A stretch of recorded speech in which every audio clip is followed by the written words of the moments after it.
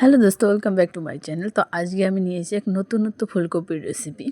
তো প্রথমে আমি কিছু গরম জলের মধ্যে ফুলকপিগুলোকে দিয়ে হালকা একটু ভাপিয়ে নামিয়ে নিয়ে তারপর সেই কড়াইয়ে তেল গরম করে আমি ডুমো করে কেটে রাখা আলুগুলো লবণ একটু হলুদ দিয়ে ভেজে রেখেছিলাম। আবার সেই তেলে ফুলকপি হালকা একটু রোস্ট করে নিয়েছিলাম। তারপর সেই ভাজা ফুলকপি আলুগুলোতে আদা বাটা, জিরে বাটা, হলুদ গুঁড়ো, লবণ, ক্যাপসিকাম, টমেটো, কাশ্মীরি লঙ্কার গুঁড়ো, একটু চিনি, একটু কাঁচা সর্ষের তেল দিয়ে ভালো করে মেখে প্রায় আধা ঘন্টার মতো রেখে দিয়েছিলাম। ততক্ষণ সেটা ম্যারিনেট হতে হতে আমি কড়াইয়ে আবারও কিছুটা তেল দিয়ে সেখানে দিয়ে দিচ্ছি তেজপাতা, পাঁচফোড়নগুলো ভাজা ভাজা হয়ে গেলে মেখে রাখা ফুলকপি আর আলুগুলো দিয়ে কিছুক্ষণ ঢেকে রান্না করে নিয়ে তারপর সেখানে আবারও কিছু ক্যাপসিকাম আর টমেটো অ্যাড করে নিয়েছিলাম।